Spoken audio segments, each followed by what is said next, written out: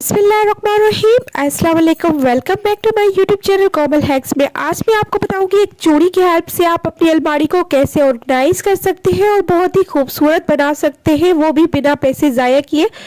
अगर आप लोग मेरे चैनल पे नए हैं तो प्लीज़ मेरे चैनल को सब्सक्राइब कर दें, लाइक कर दें, शेयर कर दें, ताकि ऐसी मज़े मज़े की ट्रिक्स और टिप्स आपको मिलती रहे। सो टिप नंबर 1 की तरफ चलते हैं। तो हमारी इस तरह की रेड लाइट्स अक्सर मोबाइल के वजन की वजह से ये लूज़ हो जाती है और ऊपर नीचे हमारी वीडियो अच्छी नहीं बनती, क्योंकि ये बिल्कुल भी लूज़ हो जाती है और ऊपर नीचे बिल्कुल भी नहीं होती। तो हम जहाँ पे एडजस्ट करते हैं वहाँ से बार बार ये नीचे आ जाती है। तो यहाँ पे आपको बताऊंगी कि किस तरह से आप इसको सीधा करके एडजस्ट कर सकते हैं, वो भी आपको बिना पैसा जाया किए। तो आज मैं आपको बताऊंगी एक रबड़ बैंड की हेल्प से इसको कैसे मैं इसको एक जगह पे टिका दूंगी ताकि ये स्टैंड टिकी रहे और यहाँ से हिले भी नहीं। तो यहाँ पे आप लोग देख सकते हैं, इसको मैंने डॉट लगा के इस रबर बैंड को एडजस्ट कर देना है जहाँ से हम इस स्टैंड को टाइट करते हैं। तो यहाँ पे मैं आपको बताऊंगी कि इसको रबर बैंड अच्छे से लगा देना है, यहाँ पे फोल्ड करते जाना है ताकि ये एक जगह टिक जाए। और जब ये टिक जाएगा तो आपकी स्टैंड बिल्कुल भी नहीं हिलेगी और बिल्कुल ही अच्छे से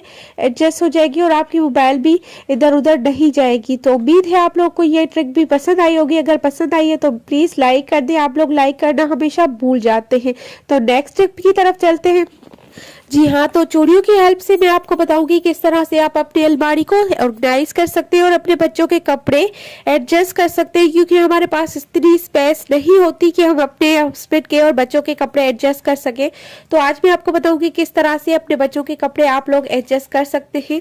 हम अपने कपड़े इस तरह से नहीं कर सकते क्योंकि इस लंबाई ज़्यादा नहीं होती इतनी, लेकिन बच्चों के कपड़े छोटे छोटे होते हैं, तो इससे हम 3 या 4 ड्रेसेस एडजस्ट कर सकते हैं, वो भी एक हैंगर की मदद से।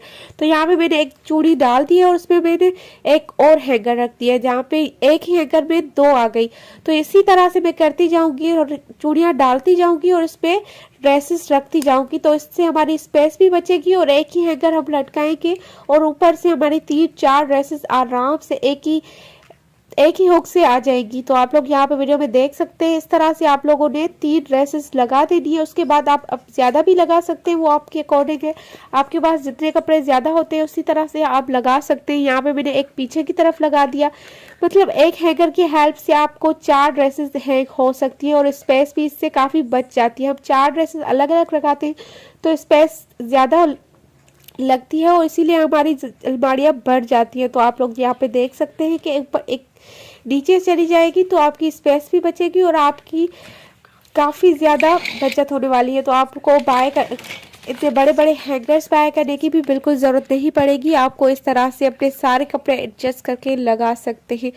तो अब गर्मियाँ आने वाली है तो हम स्ट्रोलर इतने यूज़ नहीं करते, तो इनको हमें किस तरह से ऑर्गेनाइज करके रख देना चाहिए ताकि कभी भी हमें कहीं जाना हो या हमें ज़रूरत पड़े तो हम इजीली इसमें से निकाल सकते हो। तो यहाँ पे आप लोग को दिखाऊंगी इस तरह से आपको फोल्ड करके इसी तरह से ऑर्गेनाइज करके रख देना है ताकि ये प्रेस भी रहे और बिल्कुल ख़राब भी नहीं होते और इसी तरह से रहते हैं और आपको जब भी चाहिए होते हैं तो आप लोग इजीली निकाल सकते हैं। इस तरह की बास्केट हमारे घरों में बहुत ही मौजूद होती है।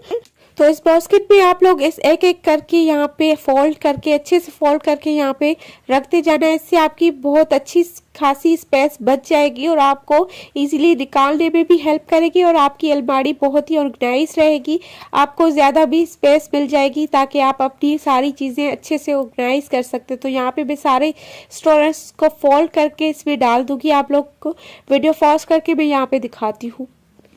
तो यहाँ पे 15-20 स्टोरेज इस बास्केट में आ सकते हैं। तो नेक्स्ट टिप की तरफ चलते हैं। तो बच्चों की एसेसरीज हमारे पास इतनी मौजूद होती है कि हमें संभालना मुश्किल हो जाता है और हमें ये समझ नहीं आ रहा होता कि इसको किस तरह से हम यहाँ पे सेव रख सकते हैं। तो हमेशा ये मैली भी हो जाती है और टूट भी जाती है। तो इस तरह के बैग, शॉपिंग बैग्स हमारे पास आते हैं, ड्रेसेस वगैरह भी आते हैं। तो ये बैग्स हम इसको किस तरह से ये यूज़ करेंगे, अक्सर हम ये चीज़ें बहुत ही वेस्ट कर देते हैं। जिपलॉक बैग और इस तरह के शॉपिंग बैग्स रीयूज़ नहीं करते। तो आज मैं इनका रीयूज़ करना आपको बताऊंगी और इसमें बताऊंगी कि किस तरह से अपने बच्चों की एक्सेसरीज आप इसमें अच्छे से एडजस्ट करके रख सकते हैं। तो यहाँ पे आप लोग देख सकते हैं किस तरह से मैं अपने बच्चों की जो हेयर बैंड्स होती है जो टूट जाती है अक्सर, तो वो चीज़ें मैं इस पर रख दूँगी और उसके अलावा पोनीज़ और जो चीज़ें मैली हो जाती है ना वो चीज़ें मैं इस पर रखूँगी ताकि चीज़ें मैली भी ना हो और अच्छे से ऑर्गेनाइज भी रहें और इधर उधर भी ना जाए। तो आप लोग देख सकते हैं इसको मैं अलग अलग करके सारी चीज़ें एक ही बैग में रख दूँगी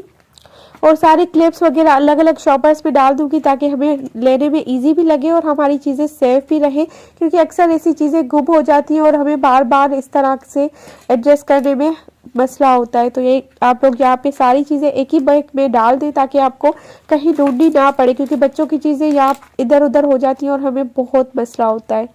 इसमें आप लोग इजीली बहुत सारी एसेसरीज यहाँ पे रख सकते हैं जो भी मैली होती है या उसको कपड़ा ख़राब हो जाता है, तो वो चीज़ें आप इस बैग में अच्छे से रख सकते हैं ताकि आपकी स्पेस भी कम रहेगी और यहाँ पे आपकी अच्छे से ऑर्गेनाइज भी रहेगी चीज़ें और बच्चों को इजीली मिल जाएगी, क्योंकि अक्सर हम ढूंढ रहे होते हैं, इधर उधर रख देते हैं। तो यहाँ पे आपको अच्छे से एक ही चीज़ में सारी चीज़ें मिल जाएंगी।